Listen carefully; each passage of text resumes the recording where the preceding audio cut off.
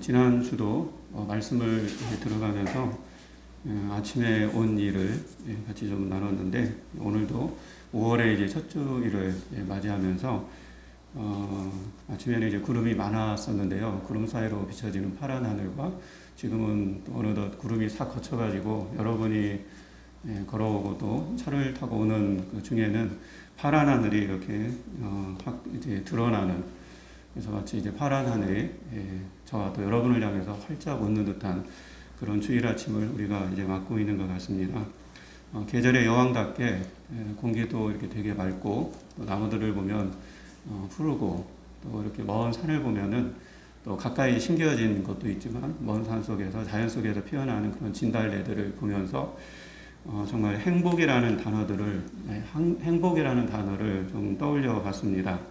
특히 오늘 어린이 주일로 우리가 교회력으로 지키는데, 이 땅의 모든 어린이들, 남한에 있는 어린이뿐만 아니라 우리 이정원 권사님, 또 자인 우리 자녀부터 시작해서 손주부터 시작해서 또 북한에 있는, 또 미국에 있는 우리 또 해문철 장로님의 또 가정 가운데 손주들, 하여튼 이 땅에 남한과 북한, 또 전 세계 가운데 있는 모든 어린이들이 참 행복하기를 오늘 특별히 이제 5월 이 첫 주를 맞아서 그렇게 기도하게 됩니다. 어린이에 대한 축복의 말씀이 있습니다. 아기가 자라며 강건하여지고 지혜가 충만하여 하나님의 은혜가 그의 위에 있더라.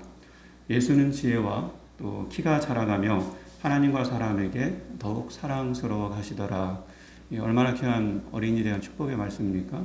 우리 하성교회 모든 성도님들, 이 자리에 나오신 모든 성도님들의 자녀 가운데, 또 손주들 가운데 이 말씀처럼 그들이 자라가면서 또 심령이 강해지고, 또 하나님의 지혜를 받으면서 하나님과 또 사람 앞에 늘 사랑스러워가는 복된 또 이 5월의 또 그들의 삶이 되기를 주의 이름으로 축원합니다. 지난주에 천주교 서울 교구장인 우리 정진석 추기경님이 선정하셨습니다. 향년 90세입니다. 그가 선정하면서 마지막으로 남긴 말이 뭘까 이렇게 봤는데 이런 말씀을 하셨더라고요. 모든 분들에게 감사를 드립니다. 여러분 행복하십시오. 행복은 하나님의 뜻입니다. 이 말을 남기고 선정하셨습니다. 그리고 기사에 올라온 한 장의 추기경님의 사진을 봤습니다. 우리가 머리에 이게 키파라고 하는데, 유대인들이 머리에 이렇게 쓰는 게 키파라고 하는데, 빨간 이렇게 키파를 이렇게 쓰고, 또 추기경만 입는 그 가운인지 모르겠는데 빨간색 가운을 입고 활짝 웃는 얼굴을 사진 속에서 이렇게 봤습니다. 신명기 우리 33장에 나오는 정말 이스라엘아 너는 행복한 사람이로다, 그런 말씀이 있는데 우리 추기경님은 정말 행복한 그런 삶을 살다가 이렇게 가신 것 같구나라는 그런 생각이 들었습니다. 행복은 누구나 원합니다. 정말 이 시간 우리 삶의 행복을 좀 생각하고, 행복이라는 단어를 떠올리면서 또 행복한 마음을 한번 가져봅니다. 그리고 어떤 단어, 어떤 생각, 어떤 마음가짐을 갖느냐에 따라 또 그게 이제 그대로 이제 된다고 얘기하지 않습니까? 우리가 알고 있는 그게 이제 피그말리온 효과라고 하는데, 한 이제 조각상이 예쁜 그 여인상을 자기가 조각을 했다고 하죠. 근데 조각이 이제 너무 예뻐가지고, 이 여인이 정말 내 아내가 되었으면 좋겠다. 그런 생각을 갖고, 신께 이 여인이 좀 내 아내가 좀 되게 해주세요. 날마다 밤마다 낮과 밤으로 이렇게 소원을 빌었다고 합니다.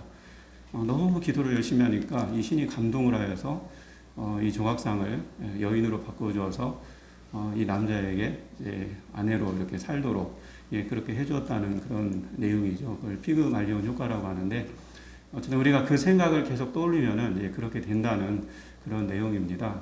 또 우리가 또 잘 알고 있는 어렸을 때 배운 큰바위 얼굴도 그렇지 않습니까? 어느 날 갑자기 이렇게 와서 큰바위 얼굴을 보는, 그게 정치가든 돈을 많이 버는 사람이든 그런 사람이 큰바위 얼굴처럼 뭔가 인자하고 온화한 그런 모습으로 변해가는 게 아니라 계속 그 큰바위 얼굴을 보는 사람. 그래서 그 주인공이 계속 큰바위 얼굴 보잖아요. 나중에는 누가 큰바위 얼굴로 이렇게 닮아갑니까? 그 큰바위, 정치가, 군인, 이런 경제에 있는 어떤 힘 있는 사람이 아니라 그 큰 바위 얼굴을 계속 본 사람. 그래서 큰 바위 얼굴처럼 자기도 온화해지고 또 정직해지고 뭔가 미소가 지어지는 그런 삶을 살았다는 이야기를 우리가 알고 있습니다.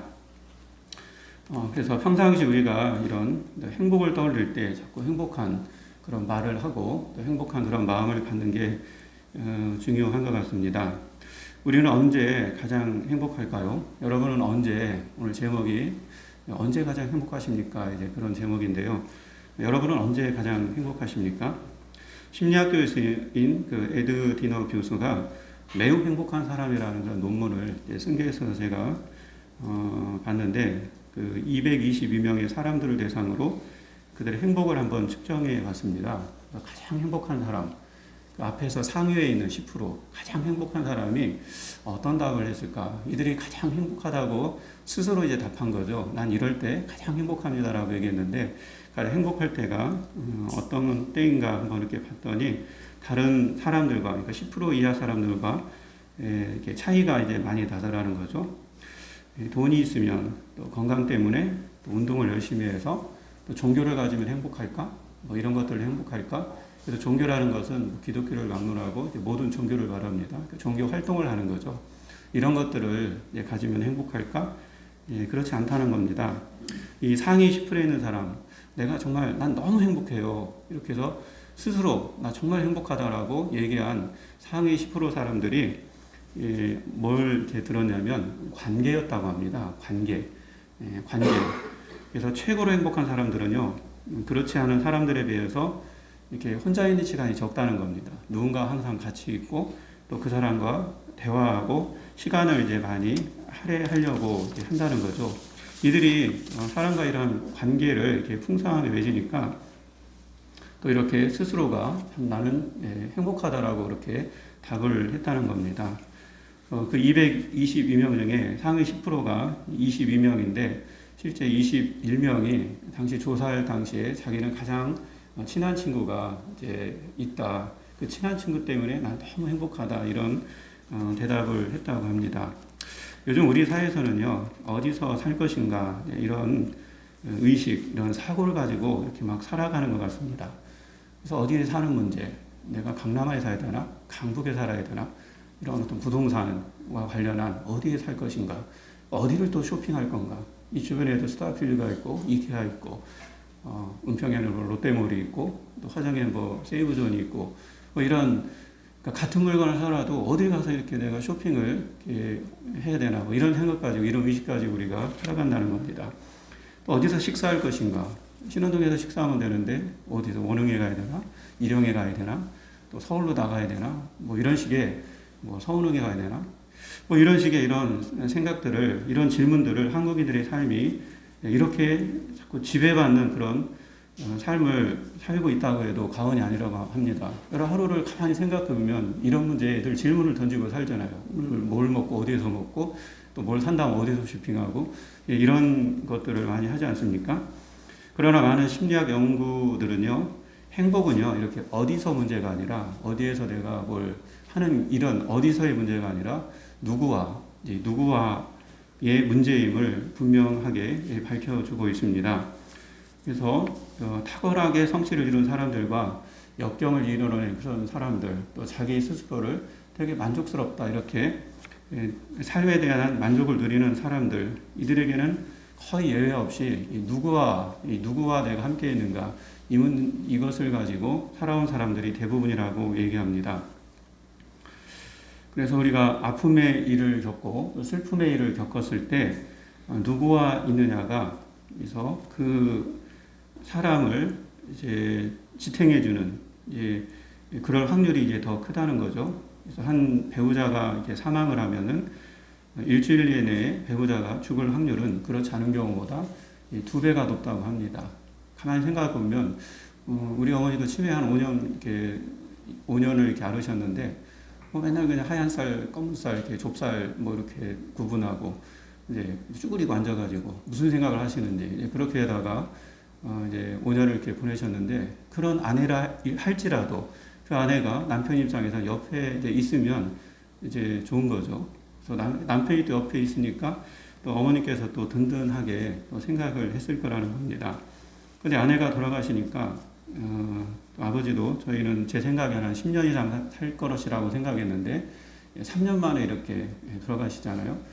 정말 통계적으로 이렇게 두 배가 배우자의 사망이 다른 배우자가 죽을 확률이 다른 관계보다 이제 두 배가 높다는 게 참 증명되는 그런 것이라고 할 수가 있습니다. 또 어떤 큰 수술을 받은 후에 그 수술 가운데 생존할 확률도 내 주변의 친밀한 관계를 통해서 사회적 지지를 받으면 또 그 사람이 그 생존할 확률도 굉장히 높다고 굉장히 그렇게 나오고 있습니다. 평강교회 한 집사님이 백혈병에 걸리셨는데 혈액암이죠. 그래서 혈액을 완전히 바꿨어요. 다 바꿨는데 그 당시 제가 이제 교구장이었는데 뭐 저도 마찬가지지만 구역 식구들 특별히 이제 남편이 엄청나게 이제 애를 썼습니다. 뭐 그 집사님한테는 엄청난 고통이겠죠. 정말 1년, 2년, 거의 2년 동안의 고통이었는데 그 자기가 A형이었으면 거의 뭐 O형으로 아니면 B형으로 완전히 바꿔야 이제 사는 병이 혈액암이거든요. 그게 백혈병이거든요. 근데 지금 생각해 보니까 이 집사님이 지금도 뭐 일산에 이사 와서 저쪽 주역지에서 살고 계신데 이렇게 살아갈 수 있었던 게 바로 주변에 이제 지지가 있었다는 겁니다. 그래서 담임 목사님은 물론 기도해 줬을 것이고 또 구역 식구들이 그 집을 찾아가서 집사님에게 막 격려해 줬거든요. 그래서 같이 기도하자고. 그런 것들이 너무 힘이 된 거예요. 또 남편도 이제 의사분인데 정말 모든 성심을 다해서 그 아내분을 위해서 물심양면으로 그렇게 돕는 것을 같이 있어주는 것을 그렇게 보았습니다. 그냥 산 게 아니라 같이 있으면은 2배 이상 높다는 겁니다. 확률이. 그래서 집사님도 정말 이렇게 살아난 것도 다 주변에 이런 지지가 있었기 때문에 그랬구나라는 걸 이렇게 보게 됩니다. 이는 관계가 우리 삶에 미치는 영향이 그만큼 크다는 그런 얘기일 것입니다. 이는 우리 삶에서 정말 중요한 건 아까 말한 어디서가 문제가 아니라 이런 누구와의 문제라는 것을 깨닫게 해줍니다. 그래서 이 영부는 내게 의안과 또 용기, 힘을 주는 존재, 또 내가 전적으로 믿고 의지할 수 있는 사람들과의 이러한 좋은 관계가 내 행복한 삶의 행복의 인생의 지표이고 또 목적이 되어야 된다고 그들은 그렇게 조언하고 있습니다. 본문은 예수님의 탄생 이야기 가운데 요셉을 중심으로 한 그렇게 기록되어 있는 말씀입니다. 저는 본문을 보면서 성탄절에나 이제 읽는 그런 말씀인데 행복을 떠올리다 보니까 이 말씀이 딱 떠오르더라고요. 그래서 오늘 본문으로 이렇게 택해봤는데 이 본문을 읽으면서 그날의 그 행복한 요셉을 막 떠올려봤습니다. 야, 정말 요셉이 너무너무 행복했구나. 왜 그렇습니까? 첫 아기를 낳았기 때문이죠. 낳음의 이름을 예수라 하라. 첫 아기를 이제 낳은 겁니다. 그리고 본문에는 기록되진 않았지만 요셉은 그 낳은 아기를 이렇게 품에 아빠로서 이제 안았을 것입니다. 갓 태어난 아기를 품에 안은 아빠의 얼굴에 어떤 모습이었을까? 생명에 대한 그런 신비감도 있었을 것이고 또 놀라움도 있을 것이고 또 그래서 행복이 그 얼굴에 참 가득했을 것이다라는 그런 짐작을 충분히 할 수 있습니다. 여러분, 왜 제가 충분히 할 수 있다고 이렇게 얘기하냐면 저의 경험이고 또 여러분의 경험이기 때문에 그렇습니다. 우리가 첫 아기를 안았을 때 그런 거 있지 않습니까? 신비감과 놀라움과 또 감사와 막 행복이 넘쳐나는 그런 순간이 요셉도 똑같이 있었을 거라는 겁니다. 어린이날이 다가오는데 아기가 이렇게 자라고 또 커가는 모습을 보면서 요셉은 행복했을 것입니다.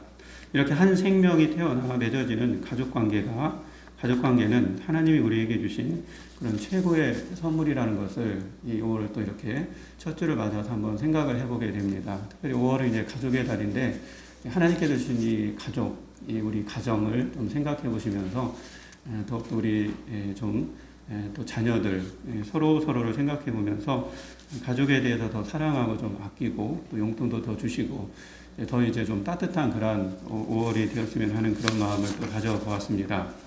근데 사람들은 이렇게 아기 예수님의 탄생을 두고 동정녀 마리아가 처녀가 어떻게 아기를 낳을 수 있냐 그렇게 따집니다.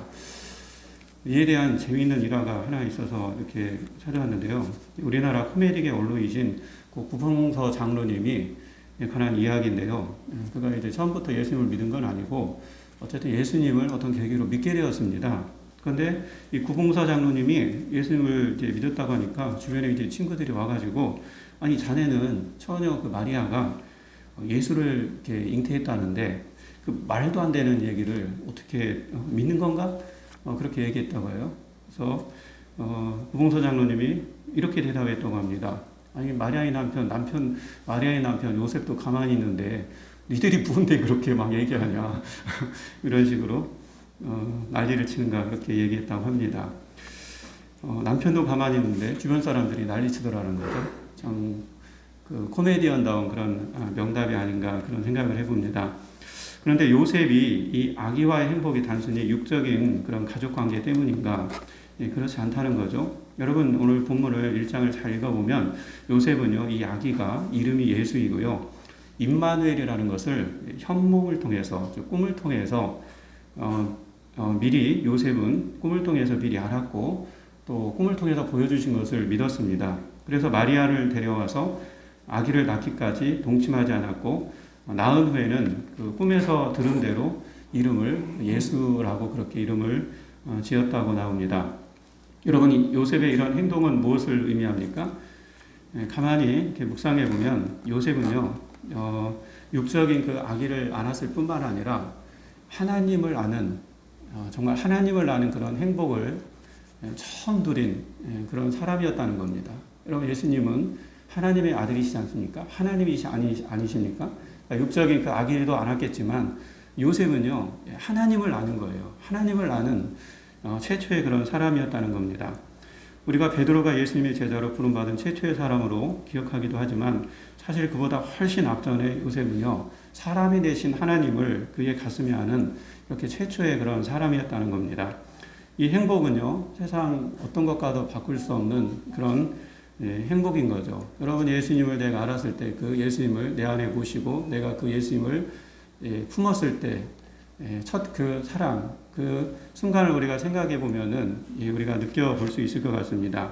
그래서 행복 이상의 행복이었습니다.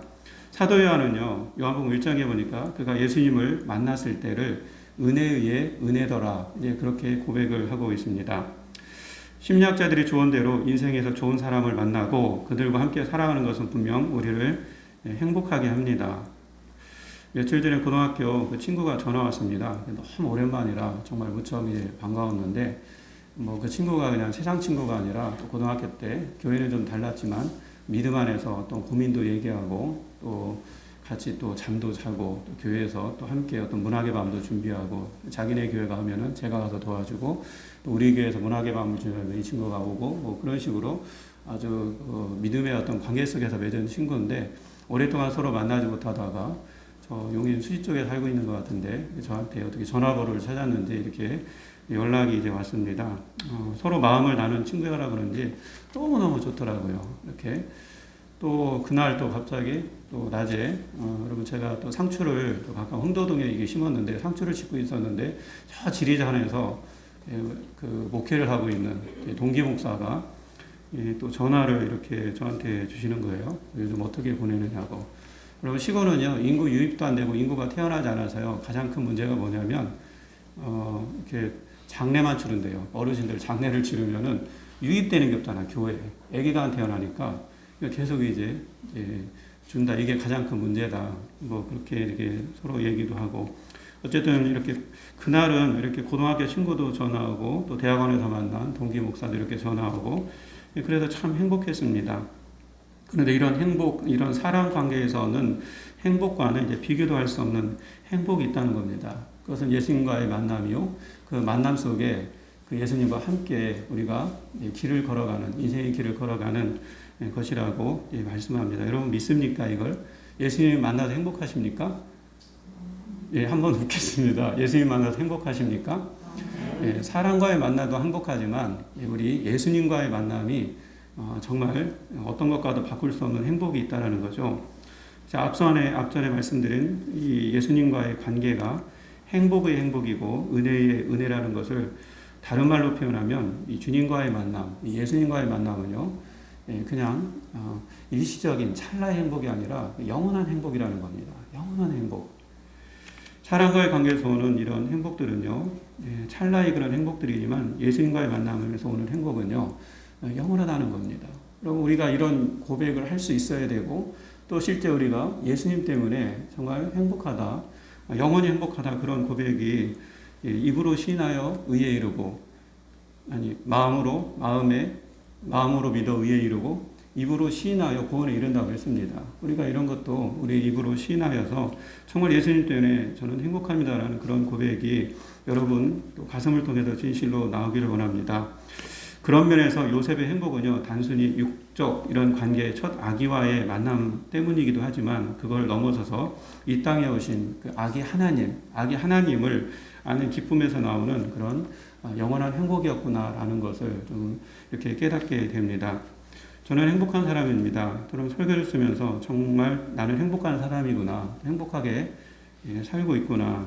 지금은 다 돌아가셨지만 저는 아버지를 만났고 또 어머니를 만났고 또 그들이 허리에서 나온 여러 형제들을 이제 만났습니다.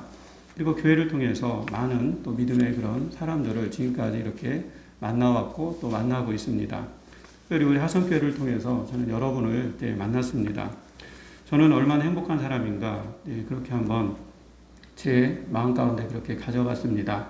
그런데 어느 날 지금까지의 이 모든 분들을 만나서 저의 인생 행복의 길로 인도하신 분은 하나님의 아들 예수 그리스도이심을 정말 고백하고 또 깨달았을 때 진정한 영원한 행복이 주님 안에 있음을 진실로 주님 앞에 고백하게 됩니다.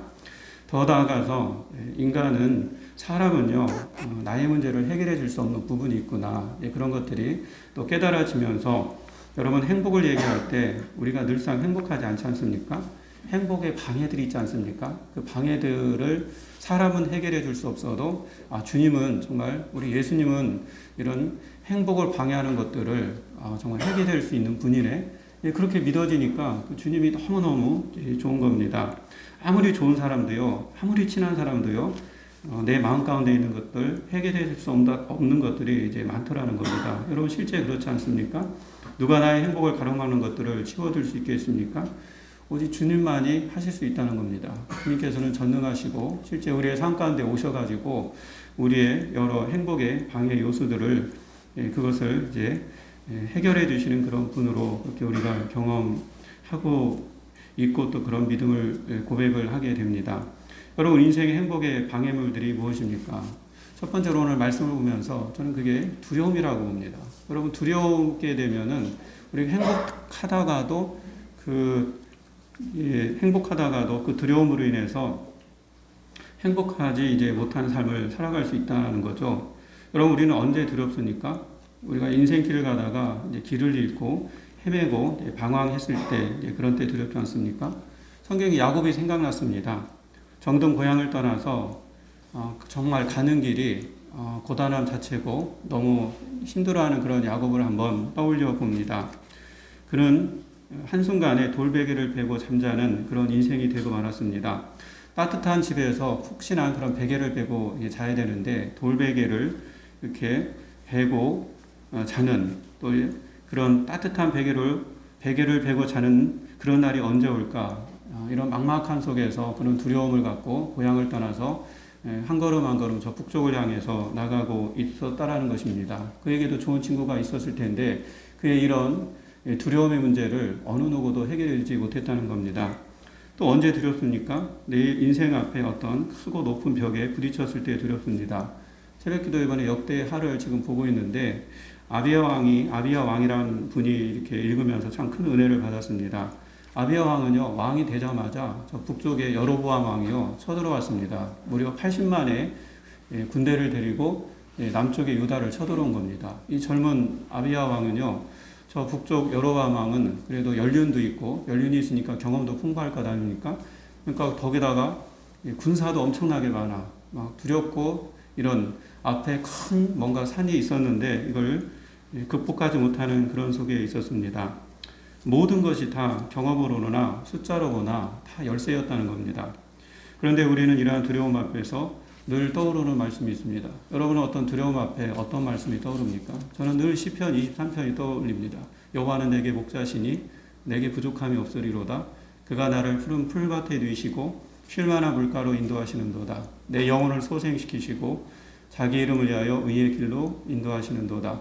내가 사망의 음침한 골짜기로 다닐지라도 해를 두려워하지 않을 것은 주께서 나와 함께 하심이라. 또 주의 지팡이와 막대기가 나를 안위하시나이다. 주께서 내 원수의 목전에서 내게 상을 차려주시고 기름으로 내 머리에 부으셨으니 내 찬이 넘치나이다. 내 평생의 선하심과 인자하심이 정녕 나를 따르리니 내가 여호와의 집에 영원히 거하리로다. 저는 두려움이 올 때마다 늘 이 시편 23편을 이렇게 읊조립니다. 또 우리가 잘 알고 있는 또 이사야 41장 10절 말씀, 두려워하지 말라. 내가 너와 함께함이니라. 놀라지 말라. 나는 네 하나님이 됨이니라. 내가 너를 굳세게 하리라. 내가 너를 도와주리라. 참으로 나의 의로운 오른손으로 너를 붙들리라. 이 말씀을 늘 묵상하면서 두려움이 올 때마다 모든 두려움을 이겨내곤 합니다.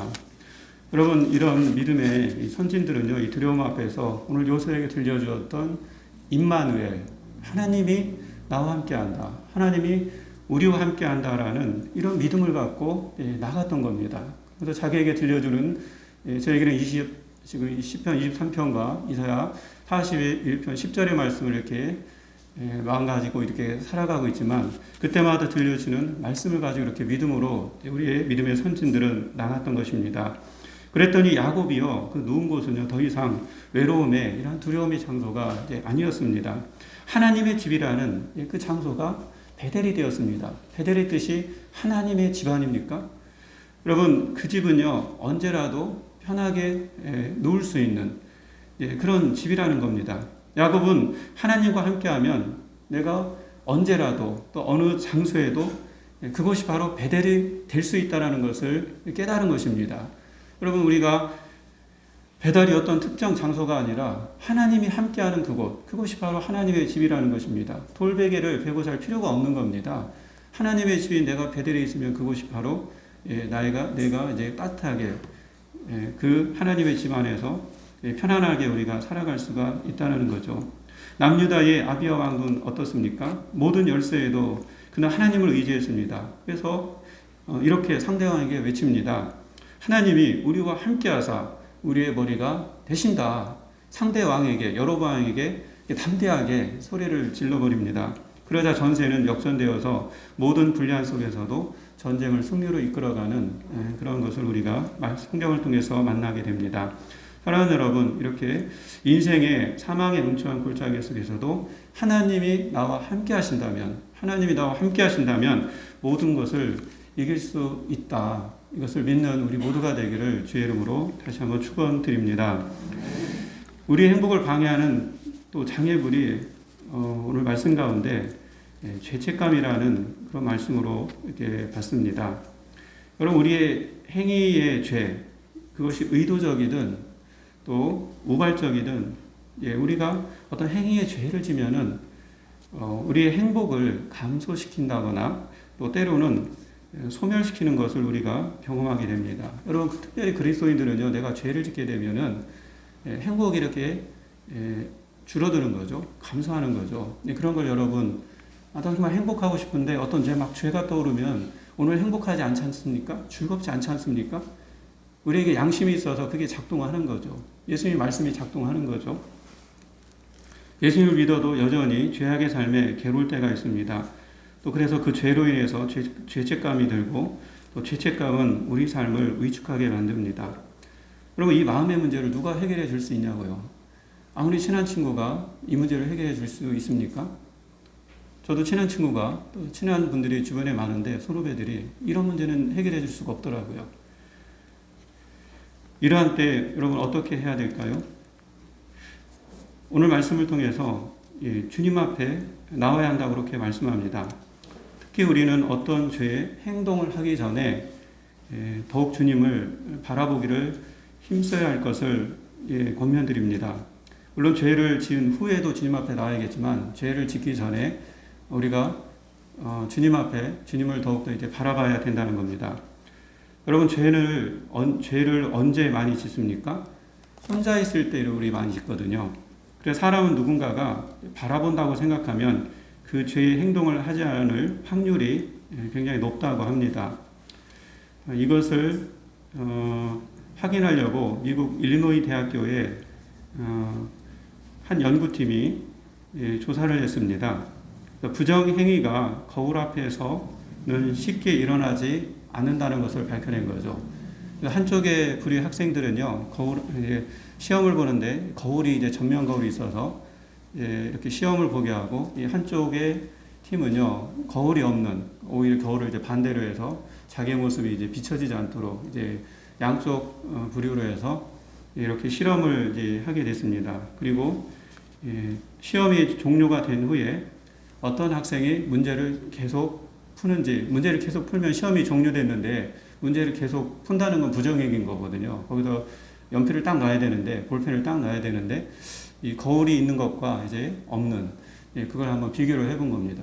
그러니까 뭐 우리가 여러분도 예상하겠지만, 거울을 등지고 문제를 푼 학생들 중에서 부정행위를 한 학생들이 굉장히 많이 나왔다는 겁니다. 그러니까 앞에 거울이 있으면은, 거울이 있어 자기가 이제 비춰지니까 많은 학생들이 이제 부정행위를 안 했고, 거울이 없으니까 해도 되겠지 하고 생각해서 부정행위를 많이 했다는 그런 결과입니다. 단순히 거울인데요, 이 거울이 그냥 우리의 외모를 비춰주는 것만이 아니라 이런 도덕과 또 양심을 지키게 하는 그런 역할을 하는구나라는 것을 그렇게 밝혀냈습니다. 여러분, 성경은 예수님은 우리 인생의 거울과 같다고 했습니다. 그래서 우리가 자꾸 주님을 바라보라는 게 그겁니다. 주님을 계속 바라보면, 거울이신 그 주님 앞에 나가면은 우리가 죄를 짓고 싶어도 그분을 소망하고 그분을 바라보면 죄를 짓고 싶은 마음이 이렇게 올라와도 그 죄를 우리가 짓지 않게 된다라는 거죠. 그래서 장로교의 창시자인 칼빈은 그리스도인은 코람데오, 즉 하나님 앞에서 늘 서 있어야 된다라고 그렇게 말했습니다. 죄의 무게로 인한 우리의 죄책감은 분명 이 죄로 끝나는 게 아니라 우리의 삶을 행복하게 못하게 한다는 것입니다. 우리의 행복을 위해서라도 날마다 우리가 주님을 바라보며 사는 것이 중요합니다. 요셉은 태어난 아기의 이름을 예수라고 했습니다. 사실 이 이름은 요셉이 지은 게 아니라 또 요셉이 아닌 하나님 아버지께서 지어주신 이름입니다. 그 뜻은 자기 백성을 구원할 자라 그렇게 나오고 있습니다. 그를, 즉 예수님을 믿는 자를 예수님을 믿는 자는 구원해 주신다는 말은, 다른 말로 말하면은 영혼 구원뿐만 아니라 예수님을 믿는 자는 하나님께서 행복의 길로, 행복한 삶으로 인도해 주신다는 그런 말로 들려집니다. 말씀을 정리합니다. 어제도 이제 멀리서 믿음의 이제 벗이 와서 오랜 시간 대화를 하면서 즐거운 시간을 그렇게 가졌습니다. 정말 세월이 지나도 저를 잊지 않고 이렇게 찾아와 준다는 것에 어제도 참 행복했습니다. 이렇게 인생의 좋은 만남, 좋은 관계는 삶을 풍요롭게 하고 행복하게 한다는 것을 경험한 그런 어제의 그런 또 시간을 가졌습니다. 그럼에도 불구하고 궁극적으로 나의 행복과 나에게 웃음을 주시는 이는 여전히 예수 그리스도라는 것을 고백을 하게 됩니다. 저의 고백이지만 여러분의 고백이기도 할 것입니다.